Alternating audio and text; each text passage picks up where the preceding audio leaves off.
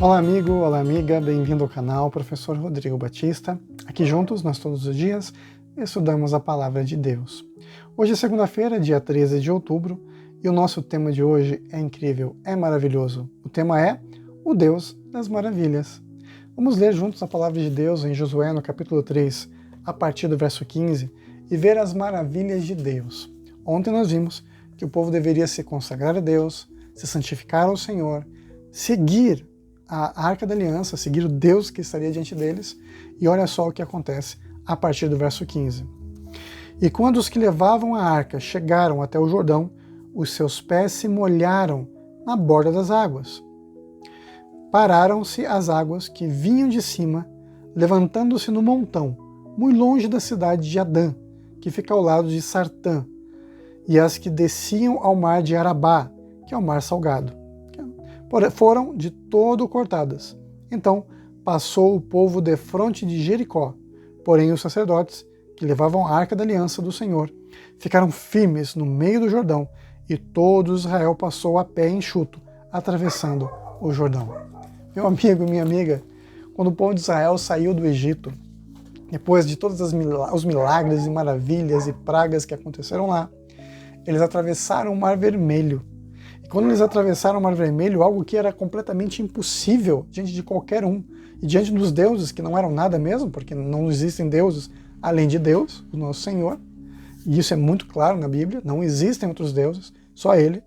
O Mar Vermelho foi aberto, eles passaram em seco, salvos, completamente guardados pelas bênçãos de Deus, e os inimigos ainda foram derrotados. Os exércitos egípcios foram destruídos, massacrados por Deus naquele mar. O próprio faraó foi morto naquele dia, porque desobedeceu a Deus, porque afrontou o Deus de Israel. Agora Israel teria que conquistar a terra prometida, tomar posse das bênçãos. E Deus então repete o milagre. Um novo começo, uma nova experiência para uma nova geração, que não havia conhecido o Senhor tão bem quanto os antigos. Muitos dos que estavam ali agora não viram aqueles milagres, ou os que viram estavam bem idosos, ainda não tinha uma boa lembrança, ou guardavam na recordação, enfim. Tudo aquilo era agora um recomeço, um novo começo para eles. Então Deus abre o Jordão. Aos pés dos sacerdotes que se molham nas águas, as águas param.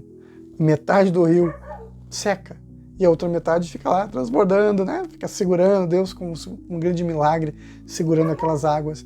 E todo o povo de Israel, que havia se consagrado finalmente, recebem a bênção prometida, entram na terra de leite e mel, entram na terra que a princípio eles acharam que eram apenas gafanhotos diante dos moradores, mas agora sabendo que eram filhos e filhas de Deus, o Deus único e poderoso de Israel.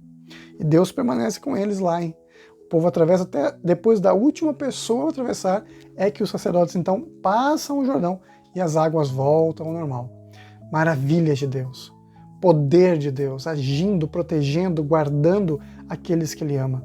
Isso lembra pra gente algumas lições de Jesus. E eu convido você nesse momento, junto comigo, nós abrimos a Palavra de Deus no livro de Lucas. Vamos lá então a Lucas, no capítulo 18. Olha o ensinamento de Jesus pra gente hoje. Lucas, capítulo 18, a partir do verso 18. E diz o seguinte, a Palavra de Deus. Certo homem de posição perguntou-lhe, bom mestre, que farei para herdar a vida eterna? Aqui continua um diálogo de Jesus com um jovem chamado de jovem rico, em que ele ama tanto a riqueza que é isso que o prende a esse mundo. Jesus então diz para ele o seguinte, olha, você tem que abandonar a riqueza. Se você abandonar tudo isso e você me seguir, você terá uma riqueza nos céus. E eu chamo você hoje para ser meu seguidor. Aquele jovem disse não para Jesus, porque seu amor à riqueza era muito maior. Mas olha o que ensina pra gente a palavra de Deus. Jesus, a partir do verso 24. E Jesus, vendo-o assim triste, disse, quão dificilmente entrarão no reino de Deus os que têm riquezas. Aqui aquelas pessoas que se apegam à riqueza. Não é pecado ser rico, não é pecado ter dinheiro, mas é pecado sim se agarrar aos bens materiais. Porque é mais fácil passar um camelo pelo fundo de uma agulha do que entrar um rico no reino de Deus. Esse verso aqui tem algumas traduções, Algumas pessoas falam que é literalmente uma agulha, mostrando que é impossível a uma pessoa rica entrar no reino dos céus. E algumas pessoas achavam que a agulha era um caminho bem estreito e que os camelos tinham que se abaixar para poderem passar lá em Israel. Era só um caminho, uma porta, chamada de agulha por ser tão pequenininha. Mas olha só o que o texto de Deus diz para a gente. Os que o ouviram disseram, sendo assim, quem pode ser salvo? Mas ele respondeu, os impossíveis dos homens são possíveis para Deus. Olha que lindo.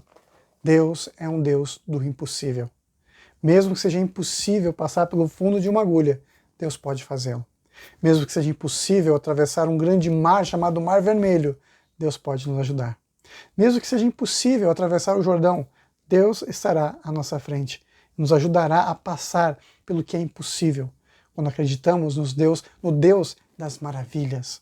Quando temos fé no Deus de Israel, que está ao nosso lado a cada instante, a cada momento das nossas vidas.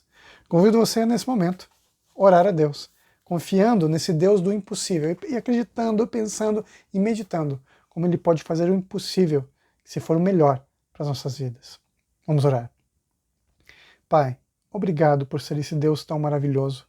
Obrigado por ser o Deus do impossível que se torna possível pelo poder do nome de Jesus. Nós pedimos e nós também agradecemos. Amém. Nunca se esqueça, meu amigo e minha amiga, nessa vida, o Deus dos impossíveis estará com você a cada instante. Te vejo amanhã. Tchau, tchau.